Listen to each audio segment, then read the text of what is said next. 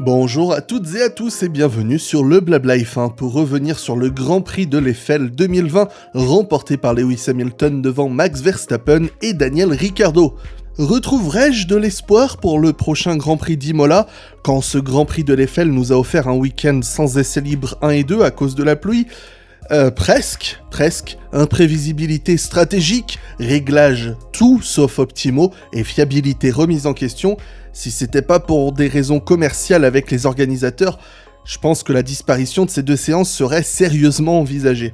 Au final, le retour au Nürburgring a répondu à toutes les promesses, enfin sauf celle de la pluie pendant la course. Mais bon, ce n'était pas un festival chaotique, mais preuve qu'on n'a pas besoin de ça pour apprécier la F1, et même si ce tracé est peu propice au dépassement, c'est un circuit à l'ancienne qui force les pilotes à vraiment aller chercher leur position. On termine pas sa manœuvre en pleine ligne droite avec le DRS grand ouvert, mais au freinage, à la réaccélération.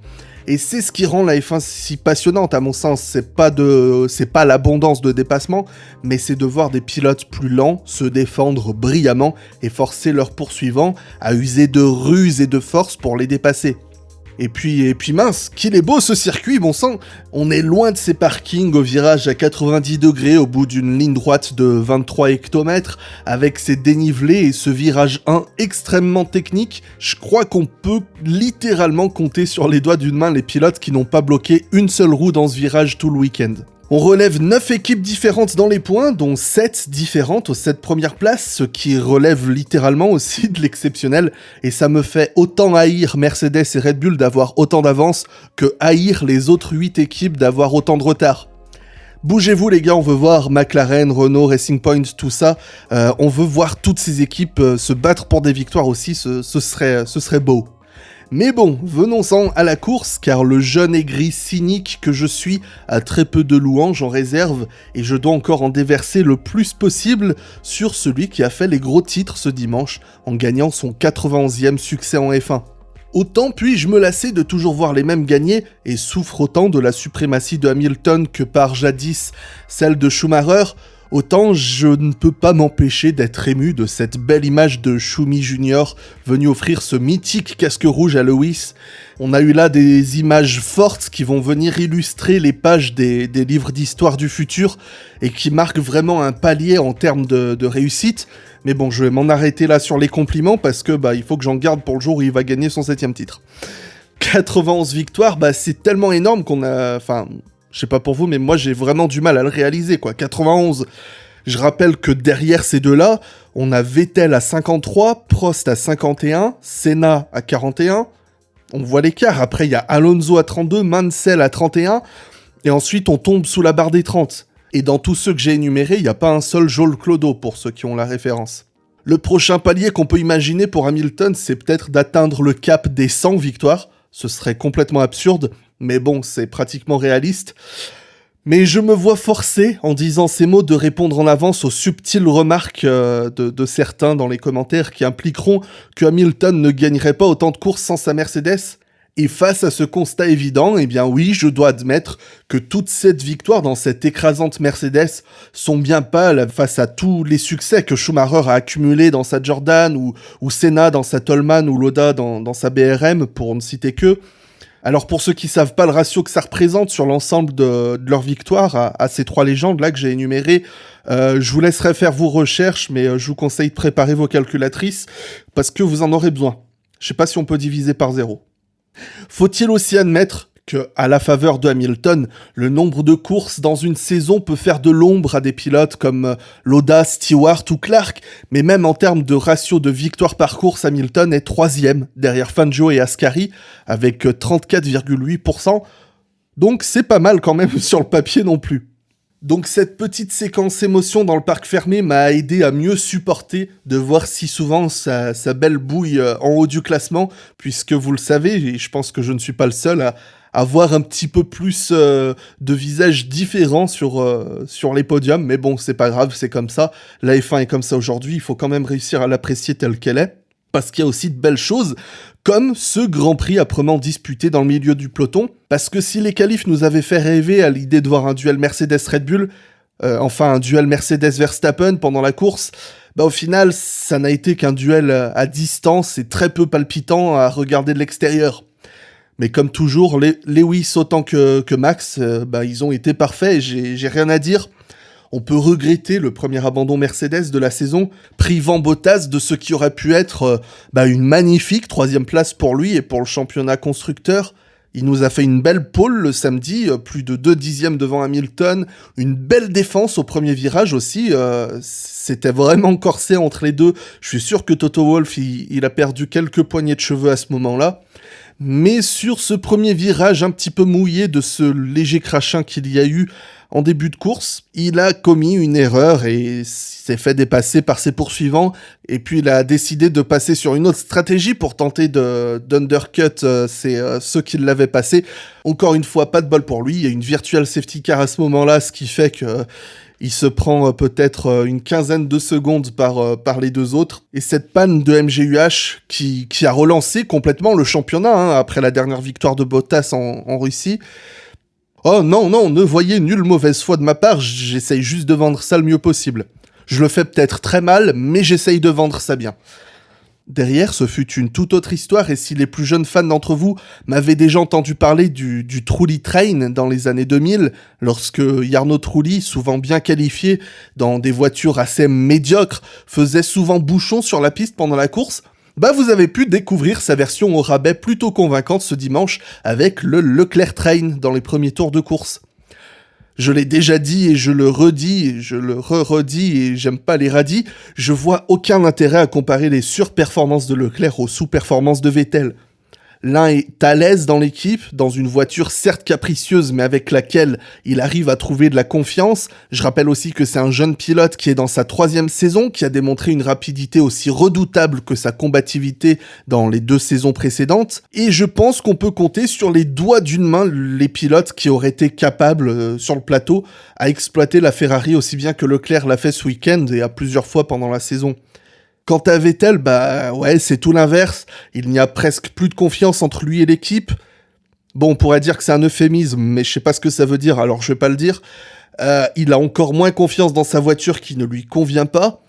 Et c'est un pilote qui est à la fin de cette relation avec Ferrari et qui a en tête de nouveaux horizons. Alors me faites pas dire ce que j'ai pas dit, Vettel, comme n'importe lequel de ses 19 confrères, compilotes si on peut dire, c'est un pilote professionnel, il est concentré sur sa prochaine course avec son équipe. Donc là, au Portugal en l'occurrence, il a la tête là-dedans, pour le moment il se concentre, c'est un pilote sérieux, tous les pilotes, ils sont pas du genre à prendre leur boulot à la légère parce qu'ils l'aiment quand même ce boulot, même si c'est pas toujours dans de bonnes conditions j'imagine. Mais tous ces facteurs positifs pour l'un et négatif pour l'autre, je pense que ça joue un rôle très important dans la différence de niveau entre ces deux-là. Parce que je rappelle qu'en 2019, quand même, ils finissent la saison avec 24 points d'écart, ce qui n'est pas mauvais sur le papier quand on finit dans les premières places du championnat. Il y avait un écart moyen de 0,07 en qualification. Donc, entre Abu Dhabi 2019 et la saison 2020, Leclerc n'est pas soudainement devenu un dieu et Vettel un déchet. Loin de là, je pense, c'est pour ça que j'ai pas envie de vraiment m'embêter à entrer dans la comparaison. C'est juste que je pense que ça n'a aucun intérêt parce qu'ils sont pas du tout sur la même passe de leur carrière. Donc c'est pour ça que je pense que tellement peu de choses positives à dire sur Vettel en ce moment. Hélas, en tant que pilote, je veux dire que j'ai même pas envie de rentrer là-dedans puisque il a déjà prouvé ce qu'il savait faire quand les choses allaient bien. Et quoi de plus positif qu'un Daniel Ricciardo qui retrouve les joies d'un podium pour la première fois depuis Monaco 2018 ? Alors croyez-moi pas, mais il faut remonter au Grand Prix du Japon 2017 pour retrouver Ricciardo et Verstappen ensemble sur un podium. D'ailleurs, la course était aussi remportée par Hamilton et dans ce même ordre. Voilà, ça c'était le point statistique inutile. Peut-être à cause du temps que j'ai passé à voir et revoir la série Drive to Survive, mais j'ai l'impression que c'était hier... Mais j'ai vraiment l'impression que c'était hier la dernière fois que ces deux-là étaient dans la même équipe. Ou alors c'est juste le fait de devenir vieux, on voit plus le temps passer. Ricardo a fait ce qu'il fallait pour passer Leclerc en début de course, mais j'ai très vite senti que Renault avait fait une erreur en l'arrêtant aussitôt pour changer de pneu. Et j'ai du mal à comprendre parce qu'à la fois il pouvait continuer à attaquer, creuser l'écart sur Leclerc qui ralentissait Pérez et viser un seul arrêt. Là j'ai l'impression qu'ils avaient un petit peu l'optique de partir sur du 2 arrêts, j'ai pas vraiment compris.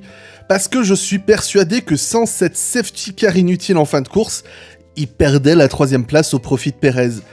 Alors quand je dis safety car inutile, ce n'est pas parce que je n'ai pas apprécié sa venue, au contraire, elle est toujours la bienvenue, c'est juste que je pense que la McLaren de Norris était suffisamment bien rangée pour soit juste mettre une VFC, soit la laisser là, quoi. Et j'avais plus le ressenti que cette safety car est venue pour relancer un nouvel intérêt à la course.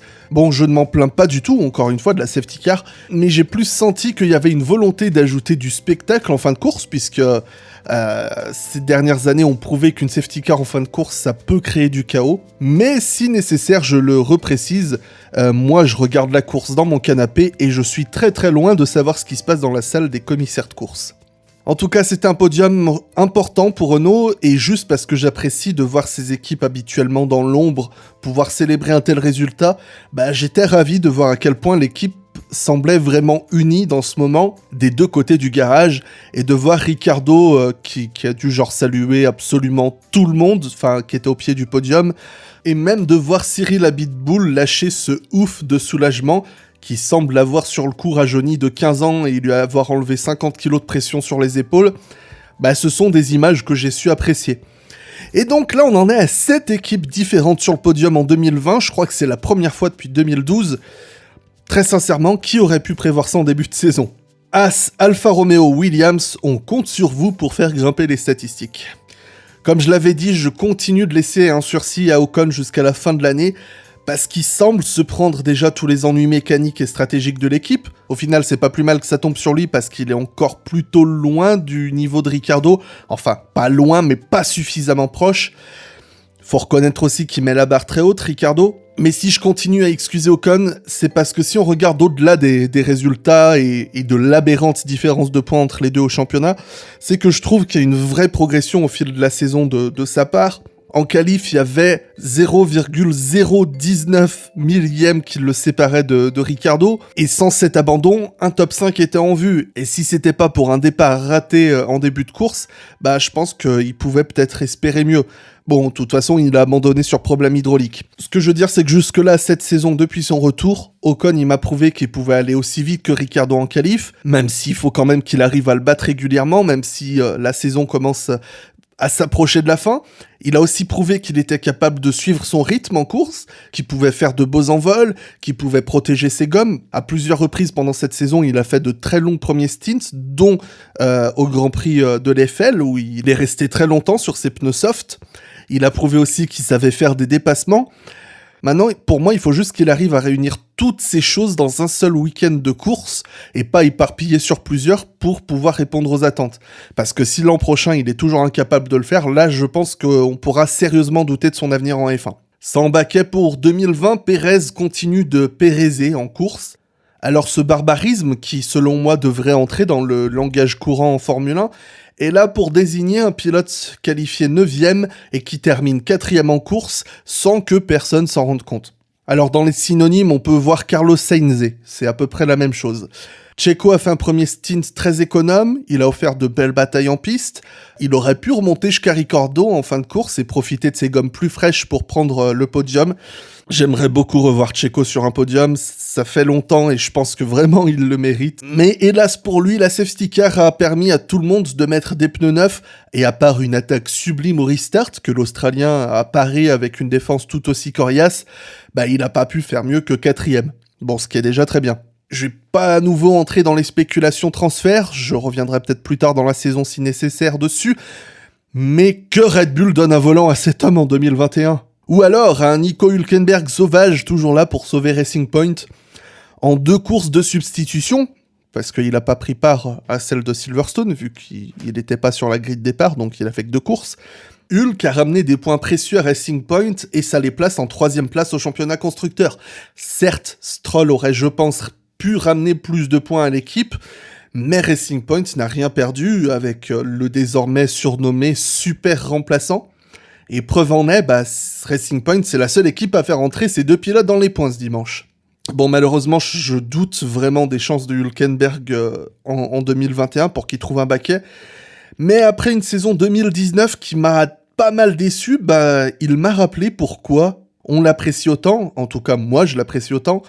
Parce que voilà, sans préparation, ni simulateur, ni échauffement, et tout juste quelques heures pour venir au Nürburgring, trouver un casque, prendre une combinaison qui traîne dans le coin, bon ça va, Stroll, il fait à peu près sa taille, faire 4 tours pour qualifier la voiture, dernier certes, mais qualifié quand même, parce que aujourd'hui on l'oublie, mais la qualif, avant d'établir l'ordre de la grille de départ, elle a pour but de laisser les pilotes enregistrer un temps jugé suffisamment bon pour avoir le droit de prendre part à la course.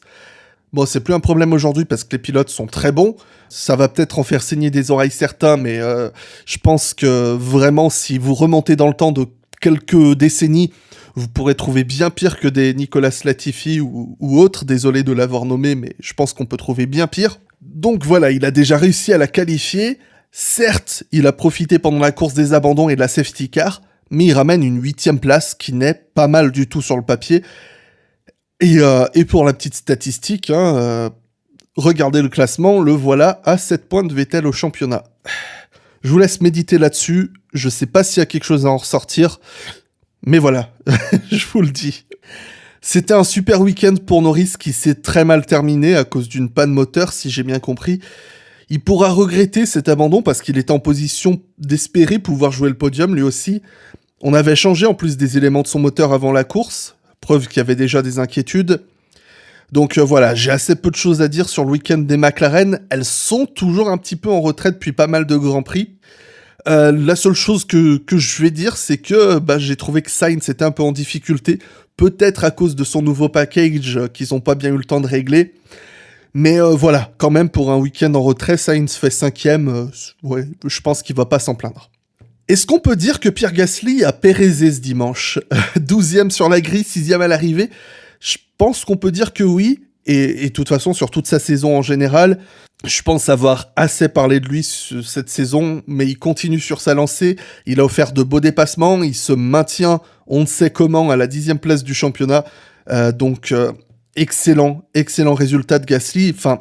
Quand je dis qu'il a pérézé, c'est quand on voit Gasly 6e, j'ai l'impression que ça surprend pas vraiment, alors que il a une AlphaTauri et il partait 12e. À ses côtés, je dirais que Kvyat se fait Esteban Oconisé. Alors oui, les pilotes de F1 vont devenir des verbes, ce sera plus simple pour communiquer. Kvyat est visiblement, à mon sens, derrière Gasly, autant en qualif qu'en course, pourtant, je pense qu'il est très loin d'être perdu. Bon, il est là, juste derrière, mais je le trouve quand même assez compétitif. Le truc, c'est qu'il se prend toute la malchance possible en plus dans la tronche. Et ce dimanche, c'était un Alex Albon beaucoup trop sauvage. Alors, Kvyat avait coupé la chicane, certes, en tentant de le repasser, mais il lui rendait très visiblement la position, il serrait à gauche, il lui laissait l'intérieur, mais Albon a mal jugé la situation et il a serré Kvyat à l'extérieur de la piste, collision. Plus d'aileron avant pour le Russe, un tour complet au ralenti, et puis voilà, sa course était définitivement gâchée, puisque c'était dans le dernier virage, il n'a pas pu rentrer au stand. Et je trouve que c'est vraiment dommage parce que à l'heure où on parle beaucoup de ses possibles remplaçants l'an prochain, j'ai vraiment l'impression qu'il fait un travail assez bon pour être légitimement considéré dans le baquet la saison prochaine. Mais bon, hélas, on sait un peu tous comment marche le programme Red Bull. Alors, on sait comment marche le programme Red Bull, par contre, on sait pas du tout comment marche cette seconde voiture bleue, et j'ai l'impression que Alex Albon non plus. Je pense avoir généralement une marge de tolérance assez large pour laisser le temps à un pilote de s'acclimater, mais après bon, là pour le coup, c'était vraiment un mauvais week-end, mais de manière générale, je commence à être à court d'arguments pour expliquer pourquoi Albon continue autant de souffrir. Alors oui, bon, on va tourner en rond sur les mêmes sujets, la voiture est pas faite pour lui, c'est encore un débutant, l'équipe se préoccupe de Verstappen, ils ont pas la même voiture, etc. Bon, au final, on n'en sait pas grand-chose, puisqu'on n'est pas dans le garage Red Bull, mais il n'empêche que je commence quand même à être un petit peu exaspéré. En 2018, j'étais déjà loin d'être convaincu après sa saison de F2, J'avais vraiment l'impression qu'il faisait bouche-trou chez Toro Rosso, et ça, je pense que personne dira le contraire. Mais j'avais envie de lui faire confiance, parce que c'est un personnage vraiment sympathique, il est authentique, enfin, en dehors de la voiture, donc j'avais envie de voir un petit peu quand même ce qu'il allait donner. Quand il est monté dans la Red Bull, j'ai trouvé que son agressivité m'avait convaincu face à un Gasly qui restait toujours coincé, même derrière une Alfa Romeo, une McLaren pendant 50 tours dans la même voiture. Même si j'ai toujours ressenti du désespoir dans ses dépassements, Albon, il allait les chercher. Donc c'était quelque chose qui me plaisait un petit peu. Maintenant, j'ai l'impression que ça n'a pas évolué. Et ce désespoir dans ses attaques, je pense qu'il l'a montré à au moins 2 reprises ce dimanche. Et ça m'agace un petit peu. Pas seulement contre Albon, mais en fait juste sur cette affaire de la deuxième Red Bull, en fait. C'est ça qui m'agace, parce que j'ai du mal à me convaincre que Christian Horner, Helmut Marko ou même Dietrich Mateschitz sont stupides au point de pas se rendre compte qu'il y a quelque chose qui va pas dans leur approche de la seconde voiture, c'est-à-dire dans la manière dont elle est gérée, dans la manière dont ils choisissent le pilote, tout ça. Ils ont gagné 8 titres en 4 saisons. Ils savent qu'ils ont besoin des 2 voitures, ils le savent. C'est bien de miser sur un pilote, mais ils ont quand même besoin des 2 voitures. C'est une des raisons pour lesquelles ils avaient dégagé Gasly l'an dernier, c'est que Gasly, la deuxième voiture, n'était pas là pour aider Verstappen à gagner en Hongrie. C'était vraiment ça qui les avait vraiment énervés chez Red Bull à l'époque. De dire que Horner, Marko et Mateschitz sont suffisamment bêtes pour pas s'en rendre compte, c'est la seule explication que je trouve pour expliquer que le problème vient de l'équipe et pas du pilote. Et mon problème personnel, c'est que je pense que Christian Horner est quelqu'un de très intelligent, qui comprend très bien les ficelles du métier, aussi bien de pilote que de manager, que Helmut Marko est aussi borné que borgne. Ouais, pardon, elle était facile celle-là. Que Helmut Marko est aussi borné qu'il est capable de voir si un pilote a du talent ou non, et que Mateschitz, c'est un mec qui a réussi à se faire des millions en vendant un soda soi-disant énergisant et en misant tout sur la com pour se faire des thunes. Donc je pense qu'il est assez lucide pour voir que la méthode de travail n'est pas rentable du tout. Donc pour moi, encore une fois, quelqu'un de parfaitement extérieur qui essaye le plus possible de comprendre la situation, je pense qu'elle est extrêmement complexe et que ça dépend pas juste d'un Albon qui est nul ou de la voiture elle est faite pour Verstappen ou c'est Verstappen qui a les meilleurs ingénieurs ou je ne sais quelle excuse. Pour moi, c'est quelque chose de bien plus complexe que ça et c'est vraiment un énorme mystère pour moi. Parce que pour moi, Red Bull a à la fois très nettement la deuxième meilleure voiture. Je pense pas qu'il soit mauvais à ce point. Et on a aussi eu Gasly dans la même voiture, et Gasly, on voit ce qu'il fait. Pour moi, c'est pas qu'un problème du pilote, mais en même temps, je suis incapable de me dire que chez Red Bull, ils sont débiles au point de pas se rendre compte qu'il y a un problème sur la voiture. Donc voilà, j'espère avoir exprimé clairement ce qui m'intrigue. C'est avec un bobo au doigt que Romain Grosjean a parcouru le Grand Prix de l'Eiffel après s'être pris du gravier que Kimi Raikkonen a relâché en sortant un petit peu large de la piste. Bon, c'est très rigolo quand même à entendre, mais je n'ose pas m'imaginer à 200 km/h me prendre un gravier propulsé à la même vitesse dans l'index quand il fait 5 degrés dehors. Heureusement, c'est juste un petit bobo qui a tenu quelques tours et après ça allait mieux. Et heureusement pour lui, parce que enfin les choses sont allées dans le sens de Romain Grosjean cette saison pour prendre une très belle 9e place. Je vais vous dire que quand j'ai vu Haas ne pas l'arrêter en fin de course, j'ai pas compris, parce qu'il était sur des pneus durs, usés, et tout le monde s'arrêtait pour mettre des tendres neufs.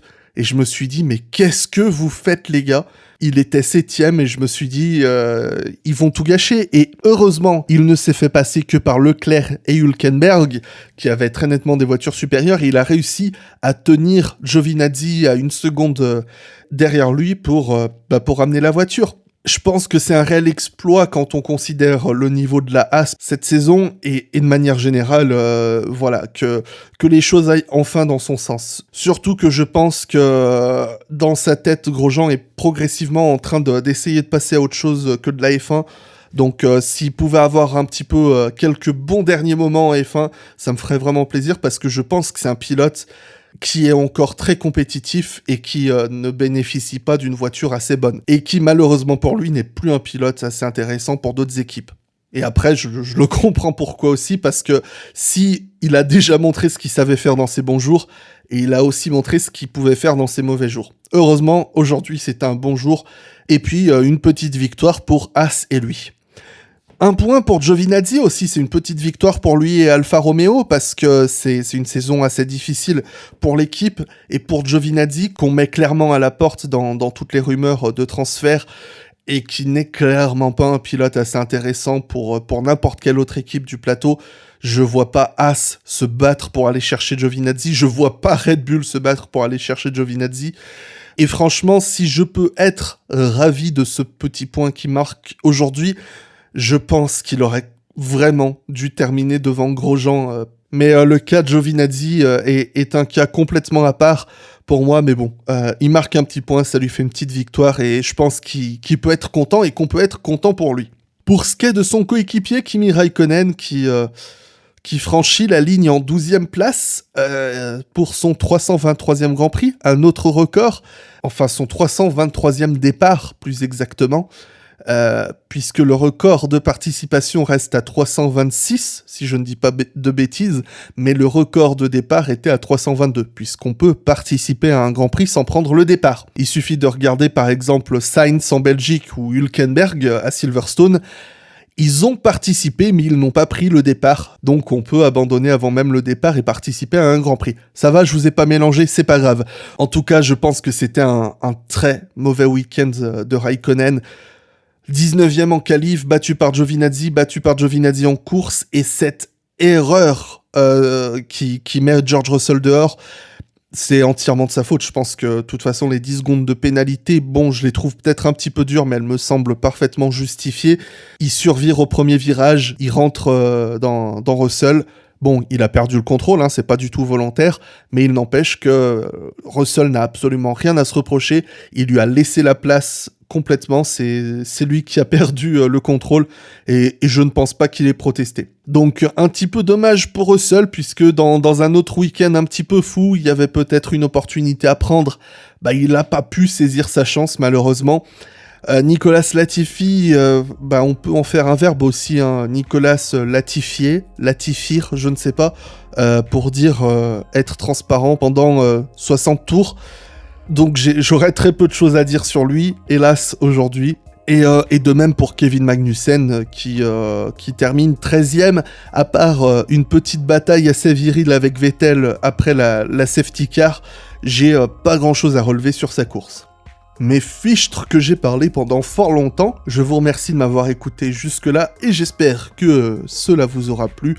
On peut évidemment continuer à échanger dans les commentaires ou sur le serveur Discord dont le lien se trouve en description, et puis également sur les réseaux sociaux avec un S, où je ne suis pas nécessairement le plus actif, mais réponds le plus possible à vos messages, et je vous remercie pour vos messages. Les liens donc pour Facebook, Instagram et Twitter sont dans la description. Si le contenu est susceptible de vous plaire, vous pouvez envisager de vous abonner, et je vous donne rendez-vous très bientôt pour un nouvel instant Blabla F1.